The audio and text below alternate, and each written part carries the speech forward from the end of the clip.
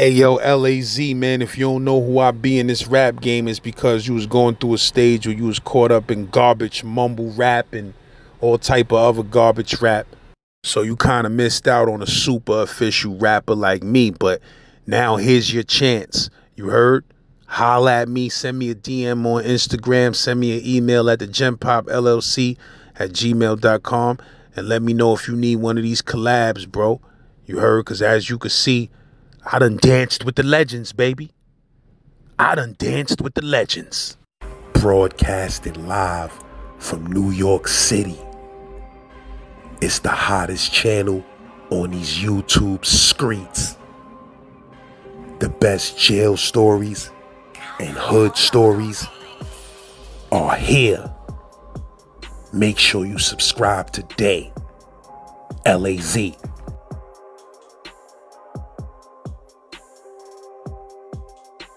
LAZ, shout out to the bro Leeky. Shout out to the whole Brookline Projects. Rest in peace, the Earth Queen Agemeen. You heard we talking about the legend on this channel today, giving y'all some various Brookline histories and stories. You heard? One thing people don't know about Brookline is the spelling of Brookline is the original spelling of Brooklyn. It later evolved into BROOK with an easier pronunciation and spelling. But Brookline, what we call Brookline, is the original spelling of the whole Brooklyn. I had beef in Crown Heights, but I was coming home. My mother heard me on the phone arguing. Opened up her window. She threw my 4/5 out the window and threw out my bulletproof vest out the window. And then I left and went back to Crown Heights. You got me? Yeah. And got busy.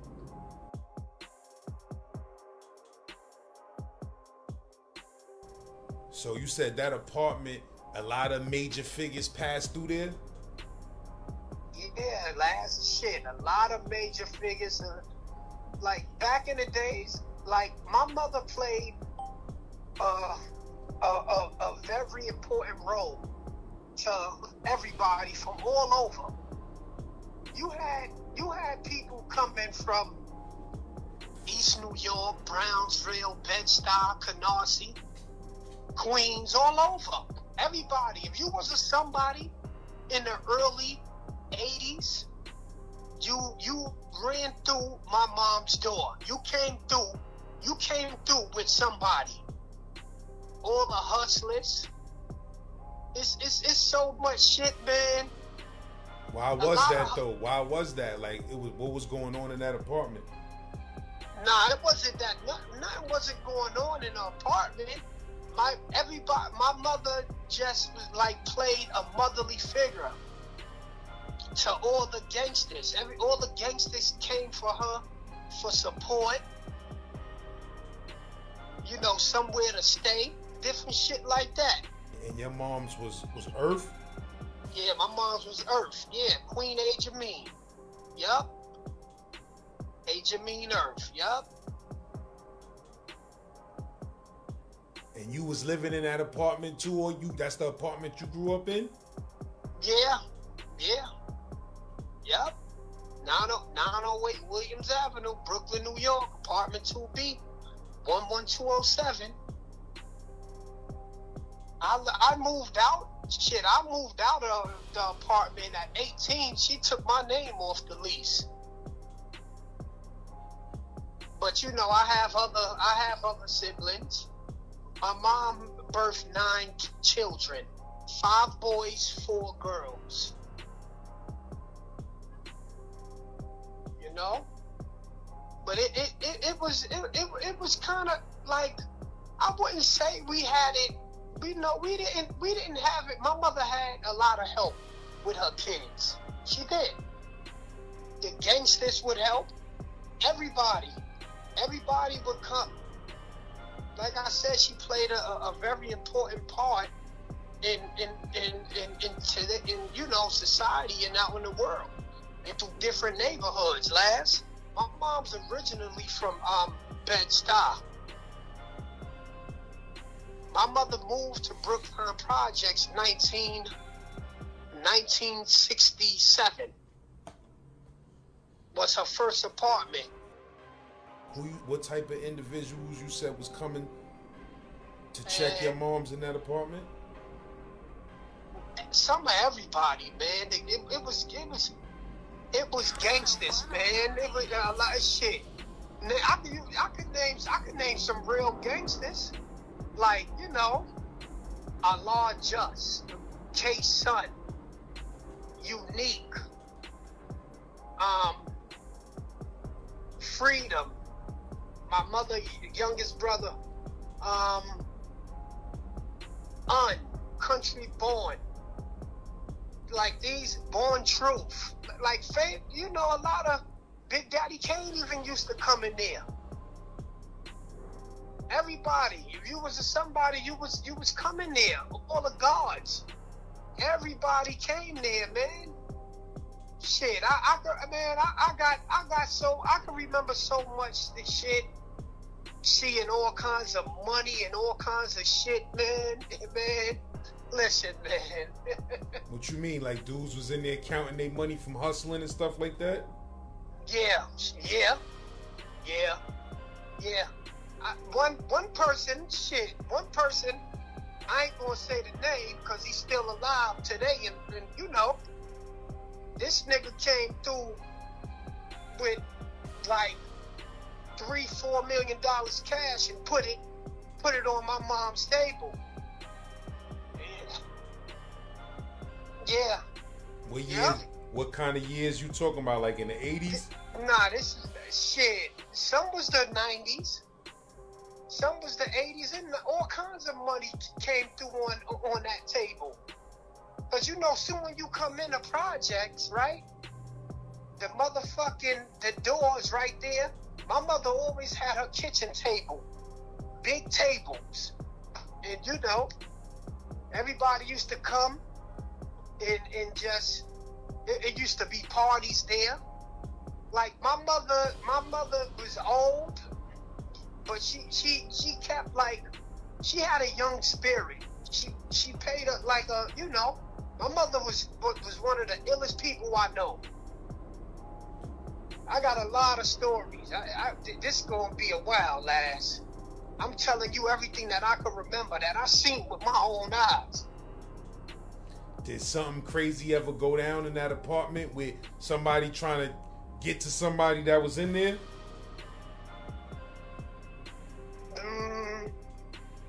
Nah, not really.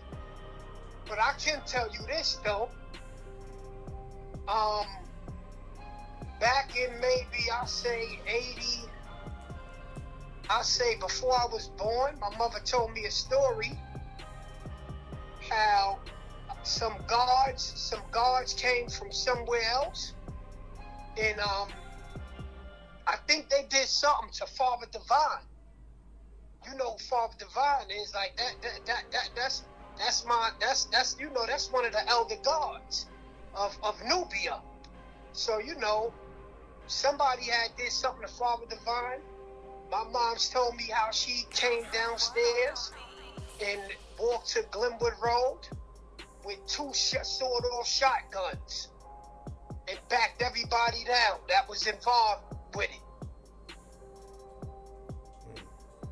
Yeah. My mom's regular life was, a working mother, but she was a street person as well. My mother was a gangster, man. She was the sweetest lady you would meet, but she was a gangster. The gangsters loved her. Everybody could go to my mother. My mother held the secrets,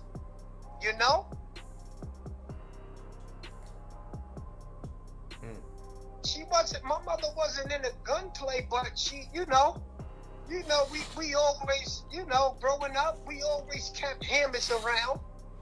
That was a given. My mother always felt she had to protect all of her kids. And y'all was raised, the whole house was raised like God, Nation of Gods and Earth, or she later became... No, no. The whole house, all of us, was born God's Cypher Divine. My mother been in the nation since she was, I think, 16. She got knowledge herself. So yeah, she moved. My mother moved to Brookline 1967. That was her first apartment. She had a 1-bedroom with my oldest brother. You know, he's 55 right now, but it was a 1-bedroom.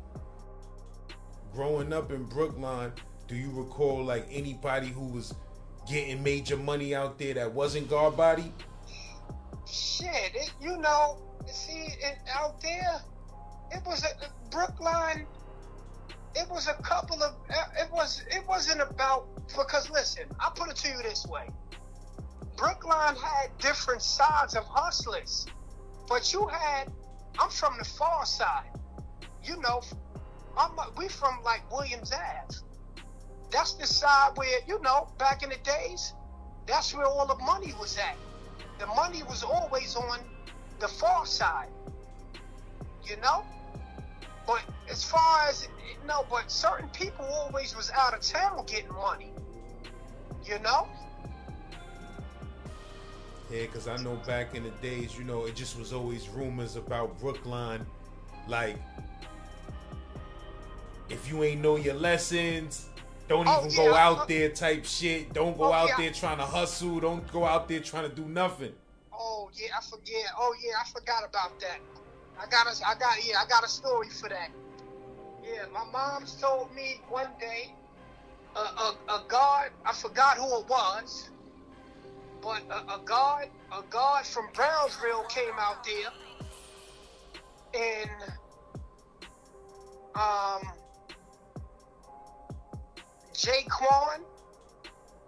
Jaquan and Naquan, they brothers, they God. They true and living. They the older gods. I guess the God ain't know his lessons. And I think he got a universal. That means an ass whooping. Because he was trying to wear the flag. You couldn't wear no flag if you don't know no lessons. You know, we call it a universal. That means like punishment. Like that's justice. What happened after that though? He just held that universal down? Yeah, of course. You had to. The guards, listen, the guards were strong. The guards still is strong until this day. But Nubia is the land of the gold. Nubia is where it's at, and it will always be Nubia. Most of the people that used to be in your apartment though, they was all G.O.D.? Yeah, it was. And then you had L.O.D. You had L.O.D. and shit that used to be through there. L.O.D. was like the L.O.D. days. I remember them days. Like that was with like my older brothers in them. You know, L.O.D. days. What's that L.O.D.? Legion of Doom. L.O.D. was like neighborhood friends and family. It's like the Decepticons of Brookline. What you mean? This is the 80s? Yeah, this is the late mid early. I'll say shit. My brothers was LOD. One brother was LOD. LOD shit. You had legends in LOD. Shit. LOD. Like damn. It's crazy stories. They was deep. I got stories on LOD too. I got stories. My brother told me. He told me one day, I guess, Coney Island, Brookline niggas had got it on with some Coney Island niggas on Easter. Shit got crazy. Niggas got clapped. Niggas got robbed, beat. All kinds of crazy shit, man. What you mean, in Coney Island? Yeah, the Coney Island niggas, they got tore up.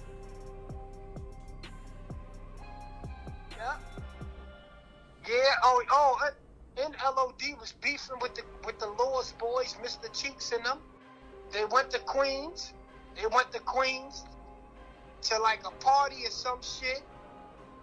It was crazy. My brother always told me that story. I got two brothers. I got one brother that's 55 and I got another brother that's 50. This story came from my brother that's 50 years old. You said they went to the party and Lost Boys tried to front on them? Yeah, but it got ugly though. It got like, they didn't, the LB fam and them, they didn't really want no beef. So it got niggas deaded it because somebody named Ralph was cool with Brookline, and Ralph was a Queens dude, he was a highly respected Queens dude on a party tip, gangster tip, cool nigga. So he deaded that beef. But when you was a kid, when did you realize that your moms knew a lot of gangsters and stuff like that? Like, when did you start getting exposed to that? Well, shit, I've been exposed to this gangster shit. I was born into this gangster shit, lads. But since I was born into it, man, my mother, man, I can remember a lot, man. I remember me coming in from school. My mother never was a drug dealer. No, my mother worked all her life. My mother was a registered nurse at Kings County Hospital. So let's get that for the record. Her crib was just all where the gangsters was at. You heard me, lads? Yeah. Where the gangsters came. Everybody knows Agemeen. Everybody. I don't care who you are, who your father, who your mother, who your grandmother, even who your dog or your cat is. You know Agemeen. You know Agemeen. Agemeen is my mother. When my mother passed, me and my sister did her funeral at Garino Funeral Home, Gerino and Flatlands. I'll never forget it, lads. Over 4,000 people was in attendance. My mother's funeral was so packed. It was another funeral going on during the time. They had to shut the other funeral down for my mother. It was so much people. That shit was crazy, lads. That's nuts. Yeah, over 4,000 people. No exaggeration. It was people coming and going. It was shit. How old was she when she went back to the Essence? Shit, 2021 she passed. She was 72. My mother would have been 75 now. Yep, 72. My mother went back to the Essence September 3rd. I watch her die. I watched my mom's pass away, man. That shit wasn't pretty.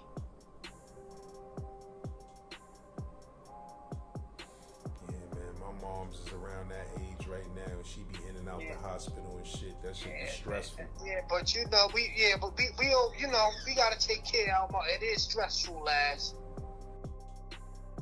There was niggas coming in my mom's crib with at least 60 bricks of dog food on the table. No lie, no exaggeration. Yeah, I seen that.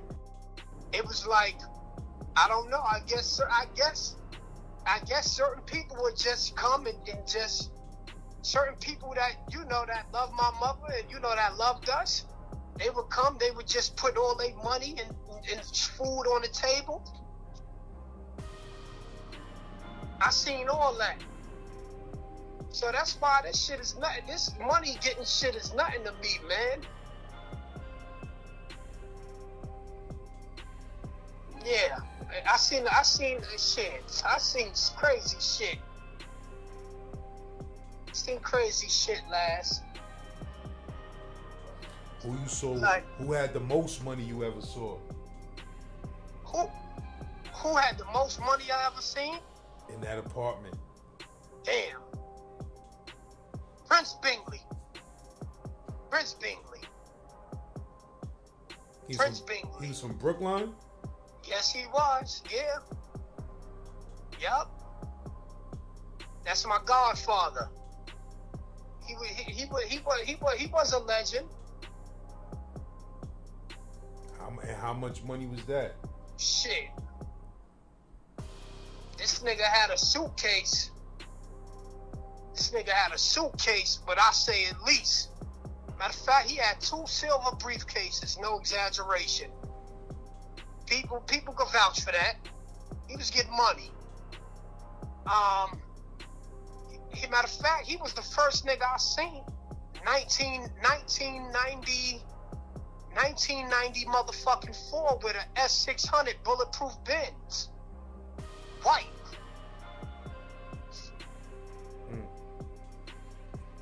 Now, how much money was in there? Shit.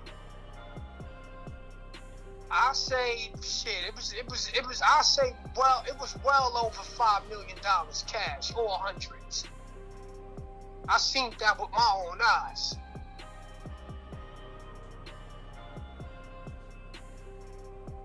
Niggas was getting money out of town, man. Niggas was in DC, Baltimore, West Virginia, Texas. Niggas was getting money all over, man. You know how this shit go. But the most money I ever seen out of like, let me see, out of all the hustlers, oh man.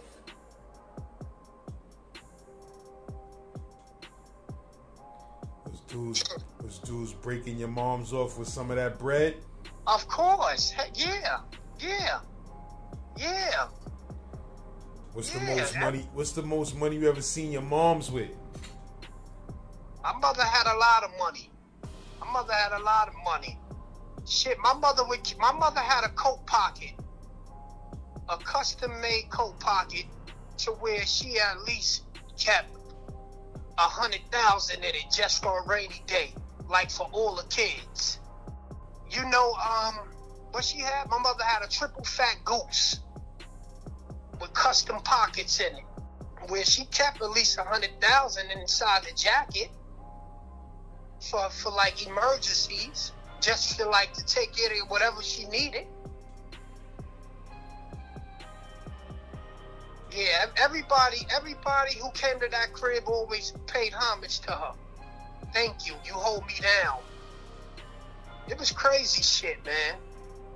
My mother opened up her doors to a lot of people.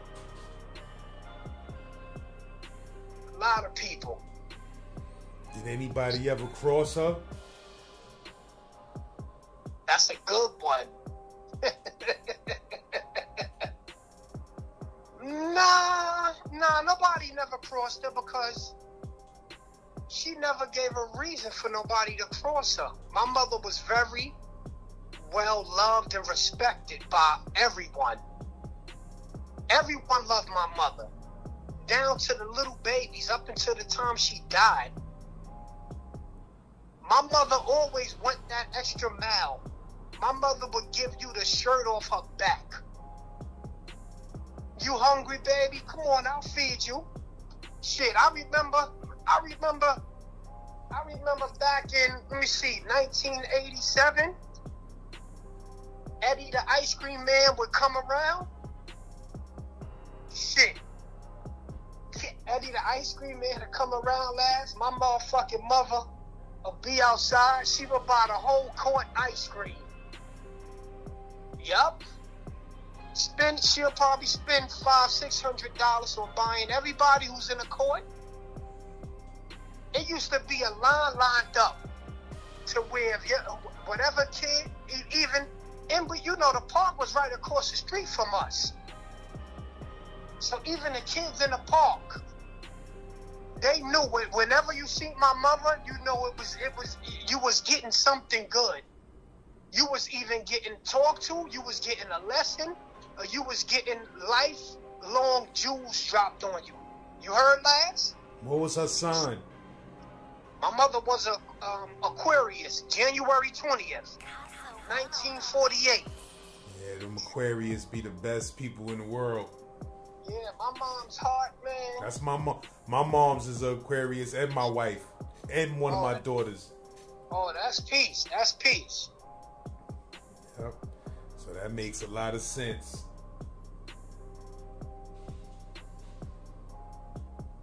Shit, I could tell you some gangster shit that my mom's did for me. This is her story, right? Huh. No doubt. So here it is. I got into some beef in Crown Heights. So my mother, you know, I kept a cell phone. You know, you remember the StarTech? You remember the StarTech motherfucking phones? You talking about the 2-ways? Yeah, the StarTech phones. Yeah, I think I know what you're talking about. Yeah. So my mother hear me on the phone, loud, arguing. So I ain't even had to say nothing. My mother called me out the window. Look, I had a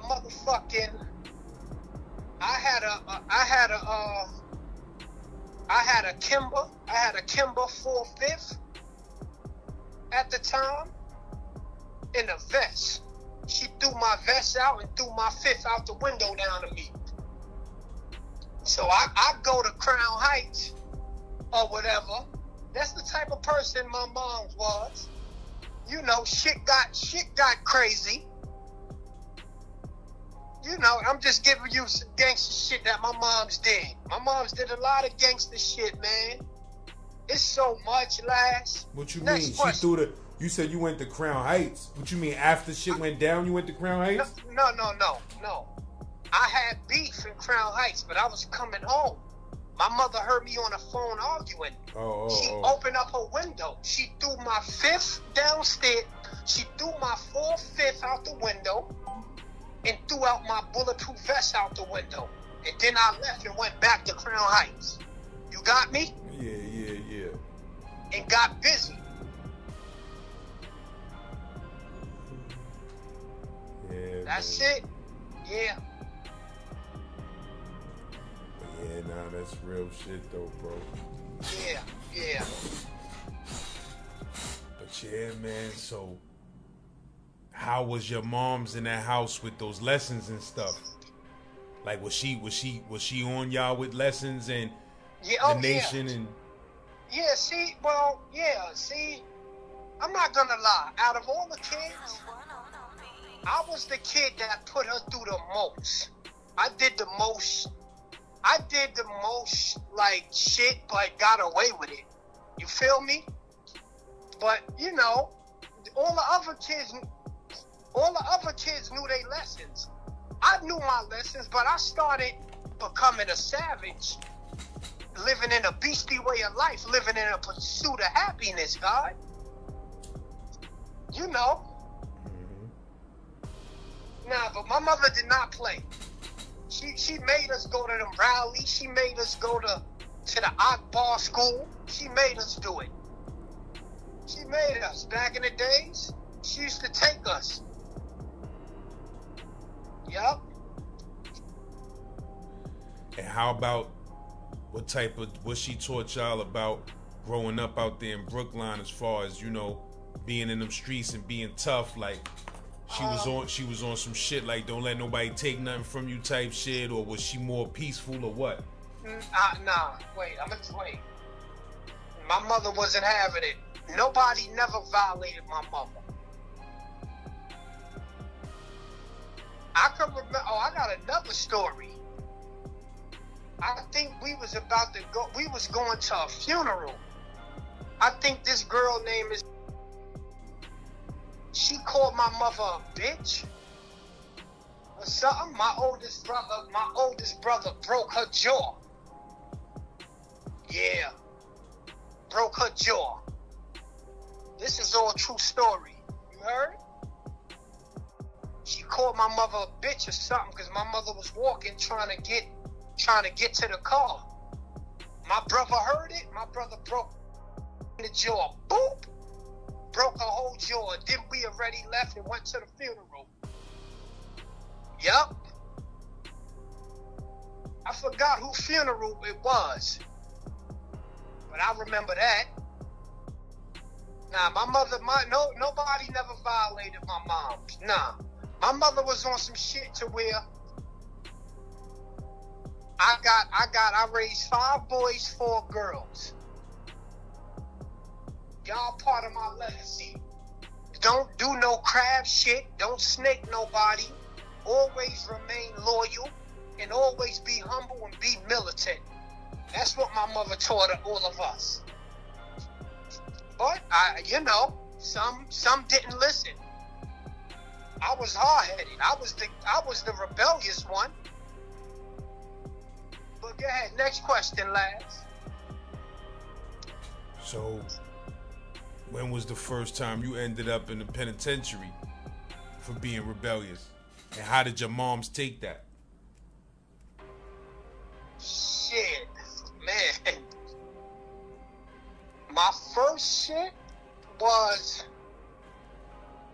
1999. Some shit had happened where it was like it was some beef. Like, see, let me tell you something, lads. All my bids is never really for me. I always get locked up on account of other people's shit. And that's the God honest truth. Well, all right, 2013, they raided the crib and everything. They found hammers and money and everything in the crib. So And you talking about in your mom's crib? Yes, 2013. Yeah, this is all actual fact. We could get to that. You talking about it was your stuff or? Nah, I'm gonna tell you. It was one hammer was mine. Actually, my mother bought me the hammer. As a matter of fact, for a birthday gift. True story. So listen, the police raided the crib 2013, but this is when I'm making a transformation to getting out of the streets. So they lock my brother up, my sister up. They say a confidential informant, motherfucking somebody sold to a confidential informant. Guess what? I never got no money in Brookline. None of my money never came from Brookline. You understand what I'm saying, lads? Mm-hmm. But my brother had the soft game on lock. God bless his soul. He's deceased now. But I think what happened was my brother sold to a fucking undercover, and they blitzed the crib. You heard me? Mm. Because when they blitzed the crib, I wasn't there. I wasn't even living there. You hear me? I didn't live in Brookline since fucking 2002. I left 2002. So that's 20 something years, already I've been gone. But my mom still lived there. You feel me? But I must tell you this. So I did what a real nigga would do. I took they locked my moms up, man. This is all facts. I turned myself in. I told them how it went down was, my mom's is a diabetic. This is all documented. My mom's a diabetic. So I would always call and check on her to make sure she take her insulin. So one morning, January 25th, 2013, I calls her 6 o'clock. No answer. I calls her again 9 o'clock. Somebody answer the phone. The police answer the phone. I'm like, what the fuck? They're like, hey, Charlie, hey, what you doing? We found shit in your safe. We found guns. We found money. We ain't find no drugs, no narcotics, but we found some other stuff. But they didn't say what else they found. So I'm like, oh shit. So I'm like, yo. So they like, well, he said, yo. But we're locking everybody up. Someone's got to take the blame. But, I have receipts. The only reason why I took the blame, because my brother would have been my brother that's deceased now. That would have been his 4th gun charge. And he would have been getting something 20 to life or something. You heard, Laz? Yeah. So I go down. All right, so I go down to the motherfucking 69th precinct, turn myself in. I write a statement saying both guns and everything in there, both guns and both safes is mine. This is all documented. I could talk about this shit because I did my time for it. So I could talk about it. It happened and it's over. So yeah. So that was the time, man. How much time they gave you for that? I didn't. First of all, that was really like my first felony. And the guns is a misdemeanor in the crib, right? Nah, I got a felony, kid. My mother, I had to get a paid lawyer. We got Bob Walters. Bob Walters, family lawyer, man. Shout out to Bob Walters, man. He got me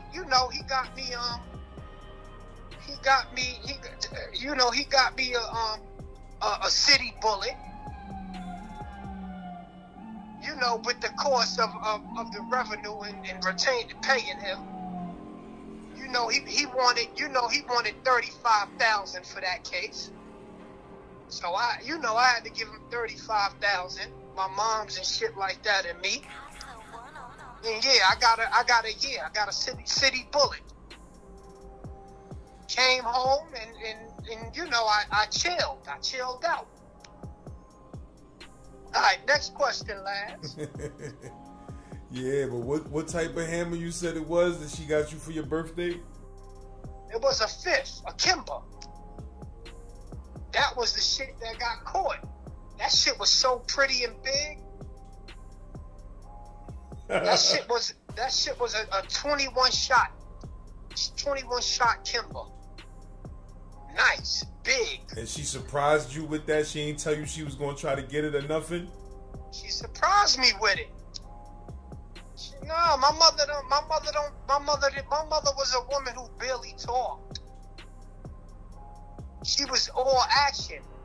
Like, she would talk, she would talk and be like a voice of reason for people and stand up for people and take care of people and help everybody and unite everybody. But when it was time for action, my mother stood on business. You heard, Laz? Mm-hmm. I didn't know I was getting that on my birthday. Like, I come from a family of hustlers and money getters. You hear what I'm saying? Yeah. Lads? Like, my brothers was getting money. Like, all the boys, all of us was getting money. All of us was getting money, legal and illegal. Like, we was them niggas. Nah, my brothers is Black Star, man. Black Star. Black Star. He's well known. My brothers got 33 years right now. They wrongfully convicted, man. Or they got caught up on some nut shit. How many of them is co-defendants? Shit. Just 2 of them. 2 brothers. They got convicted on the same case. They wrongfully convicted, though. Since when? When they got convicted? Back in 2003.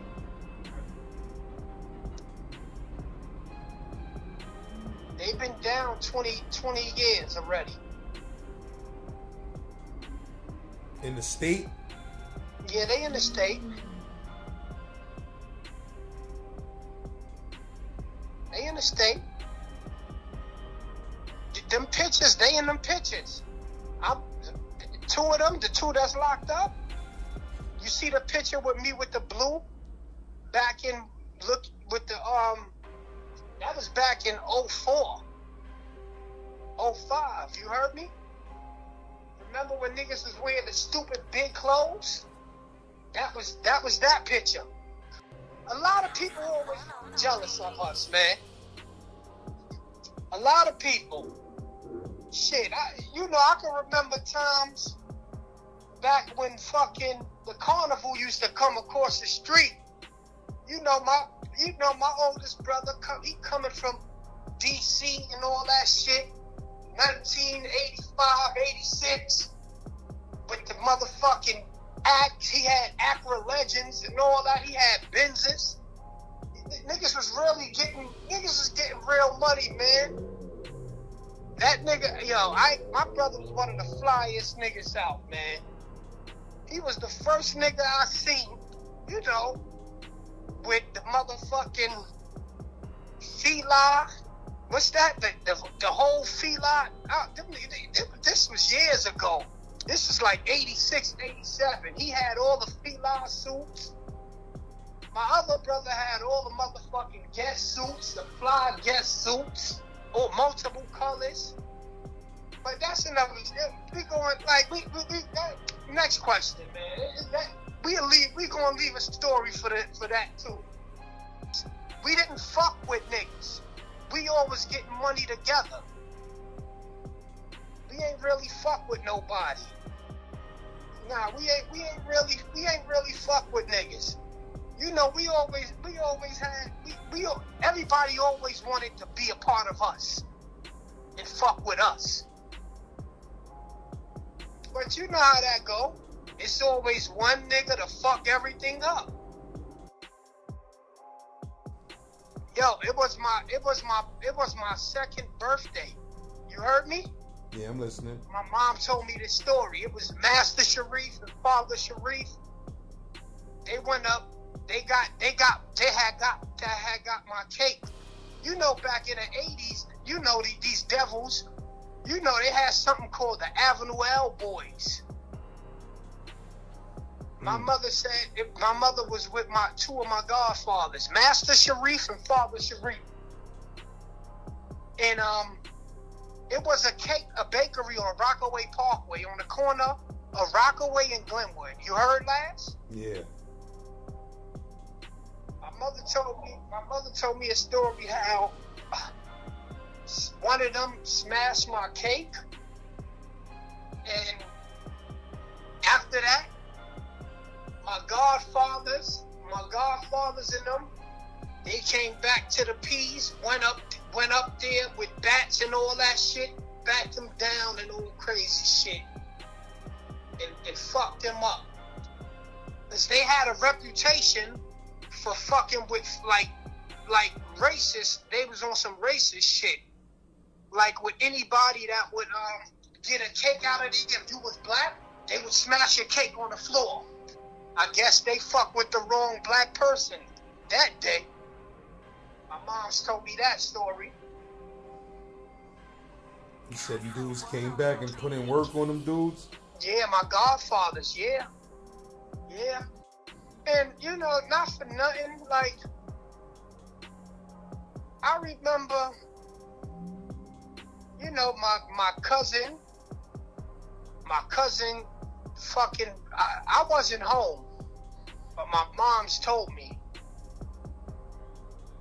They was in the, you know, my other cousin, they was playing with the guns in the crib. A shot went through the motherfucking wall. I'm glad my mother wasn't home at the time, because my mother would have got shot. You heard? Yeah. She told me that somebody was playing with the gun. It was a bullet hole in the wall. Big ass bullet hole. The boys' room is next door across, like the walls. Like if you sit at a certain angle, you can see shit. Like my mother bedroom, the wall. A shot went off, the bullet went through her bedroom wall. You heard? Yeah. I guess my cousin was playing with the hammer or some shit. And where it went through the wall at is where she be at in the room? Yeah, right. It went through her bed. It went through her bed rest. And what she said when she got home? She was mad. She was mad. She flipped on everybody. She said, nobody ain't fucking coming in the house. I don't want nobody in here no more. She put everybody on ice for like a good 6 months straight. Couldn't have no company, no nothing, no friends, no nothing. It was quiet. It was quiet. I ain't gonna lie, we always kept multiple pistols in the crib. It was shit. We always had this shit. Right in that front closet, yup. Yo, lads, it was a bang out. I don't know where these niggas was from, but it was a bang out. Man, I think in Brookline? Yeah. I'm gonna tell you this one. I was outside. I think, my oldest son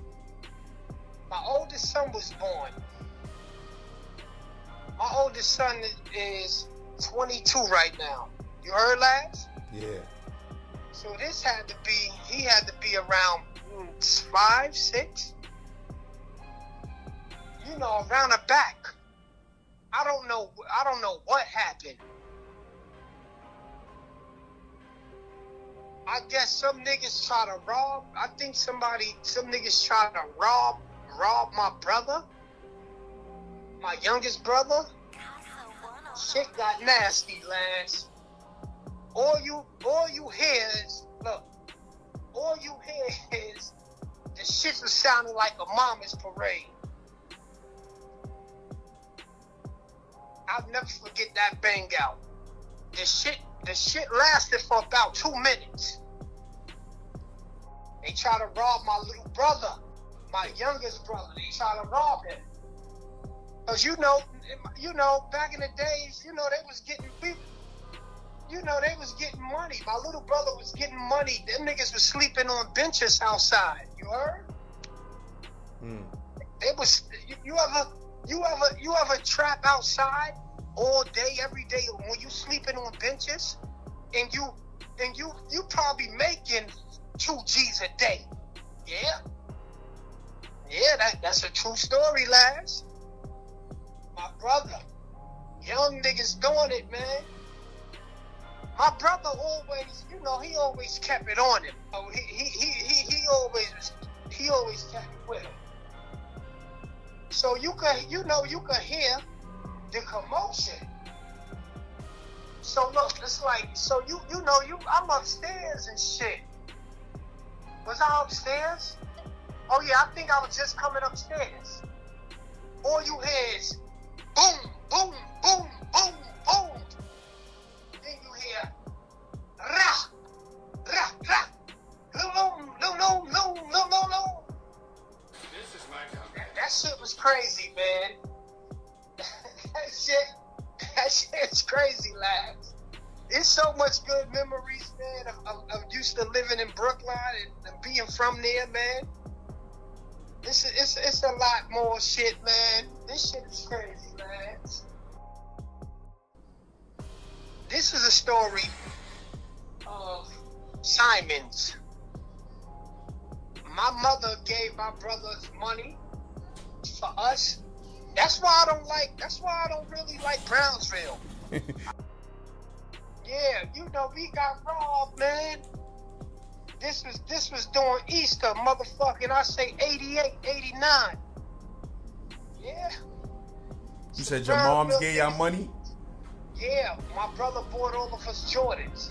You know, it was my fault, though. Because I always was the brother always doing some dumb shit. Not really intentionally. If I had to take a piss, my brother was like, fuck that, you can't wait. Niggas came, backed us down. Yeah.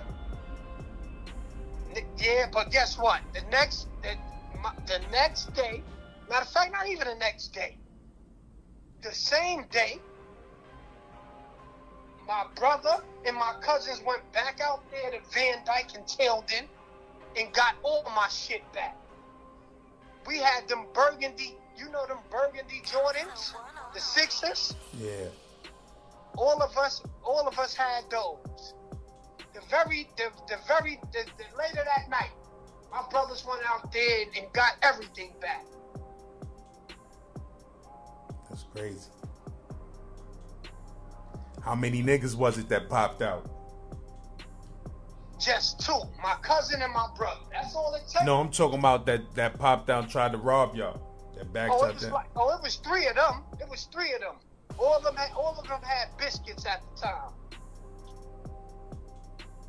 All three of them niggas had biscuits, man. But you know, my brother was like, yeah, my second oldest brother was like, yo, chill, it ain't gotta be like that. But these are for my little brothers. This nigga was saying, nah, but my second oldest, he was dangerous. He was very dangerous. He was quiet, but he was dangerous. But I know one thing, we got all our shit back, though.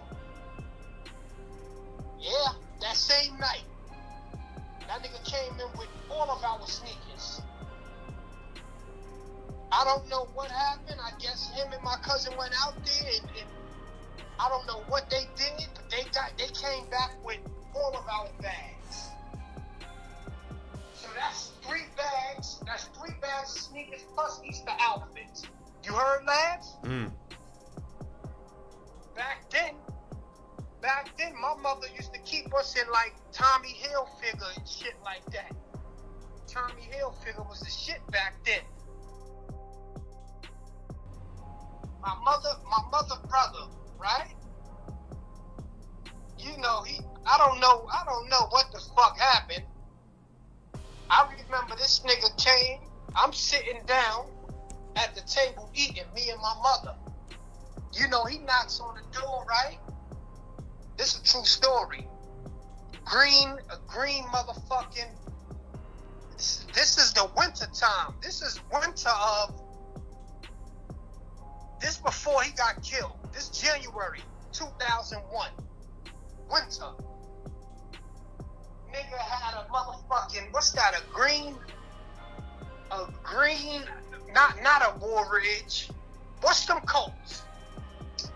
What's them long coats, lads? Help me out that all the older niggas and get money niggas was wearing. You talking about Sherlins? A Sherlin? Yeah, he had a long Sherlin.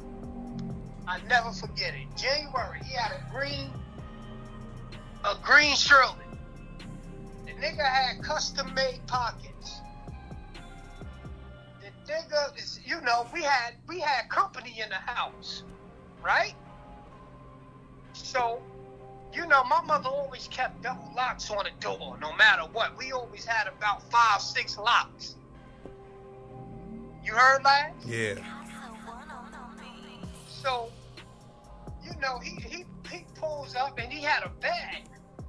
He had a duffel bag. I don't know how much money, but when I asked him, you know, company, he asked my mother, yo, is anybody in the crib? He said, yo, Agemeen, anybody in the house? My mom said, yeah. Talik and his friends is there. They in the room. They in their room. They in his room. Yeah. So, all right. So then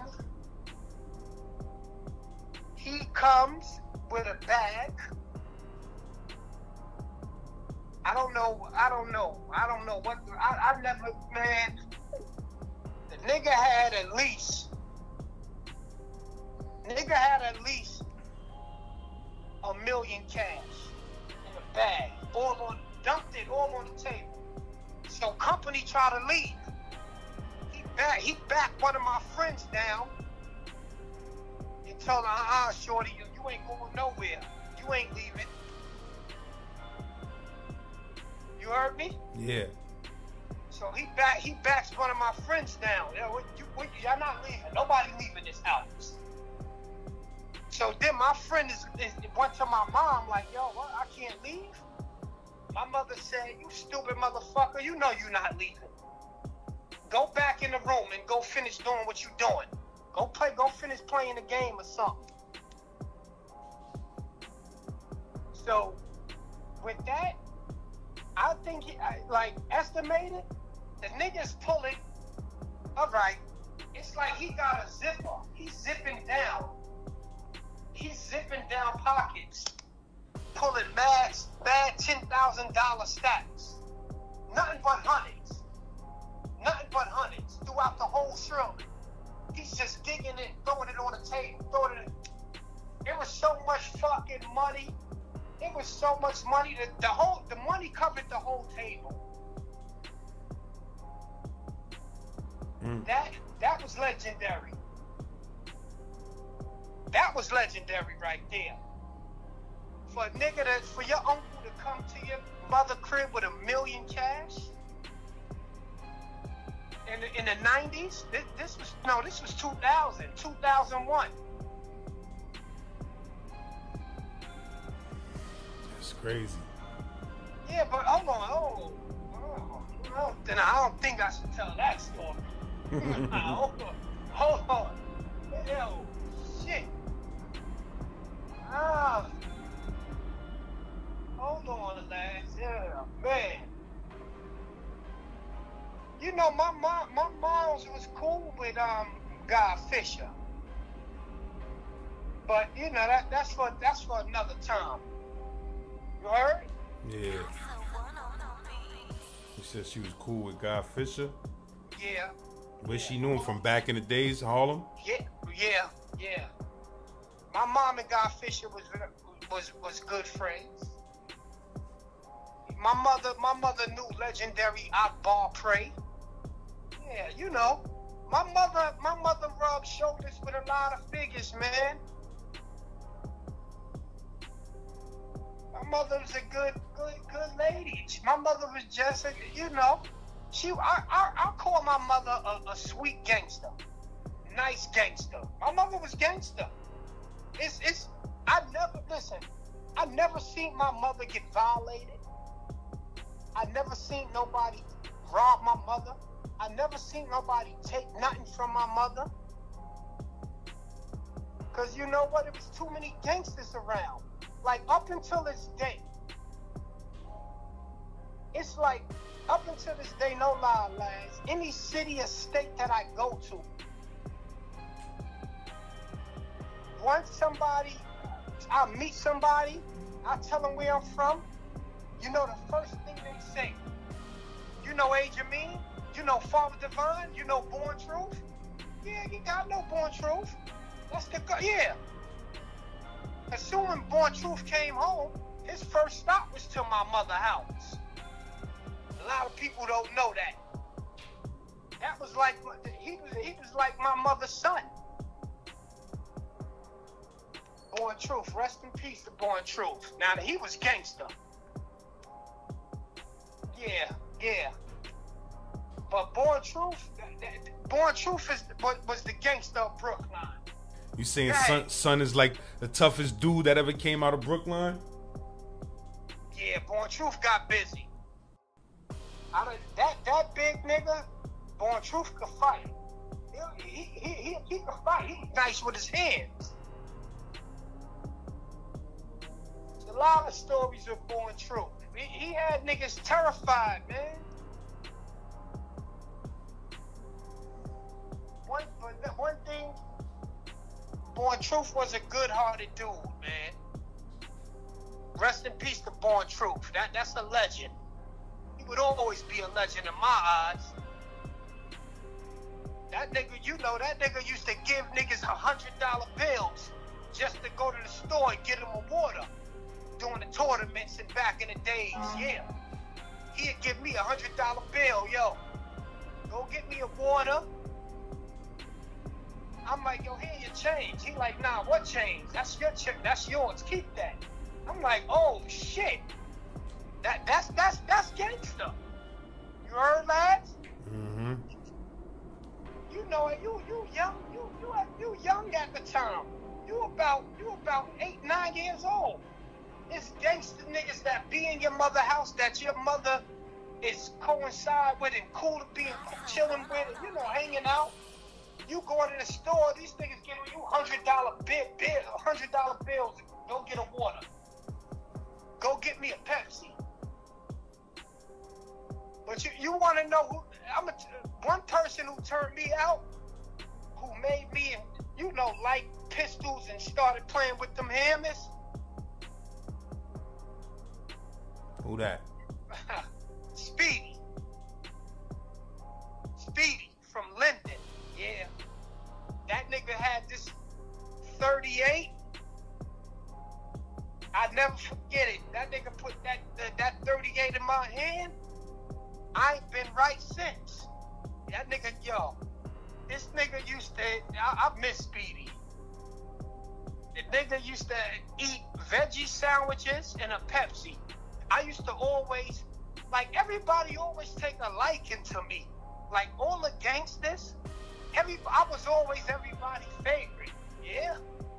That's why, until this day, I go through shit, but I don't sweat it because I know I got power, and I know I got people behind me that'll take out a whole area code and zip code if they fuck with me or if I'm harmed. So yeah, but Speedy, nah, I miss Speedy. That nigga put that 30, yo. He used to have his black 38. He used to be with my oldest brother. I'd never forget it. It was a 6-shot black snub-nosed 38.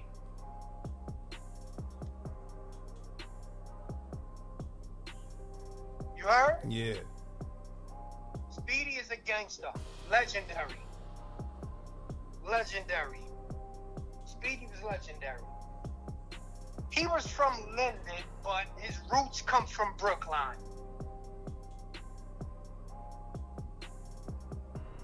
Yeah, like his family was yeah. Yeah, but that's another story. I gotta get permission from his brothers and all that, and his moms and all that if you want the story about him. I'm going by the experience that I had with him. That nigga's the only fly nigga that I knew who had motherfucking fila suits, 4-figure ring, big rope chains, wavy nice hair, pretty boy ass nigga. But get massive busy, major busy. And he was getting money. He was getting a lot of money. But next question, lads. Rest in peace to Speedy. Legend. That's a legend. That's who grew up. That's who I grew up around. He raised me. but he got murdered 1988.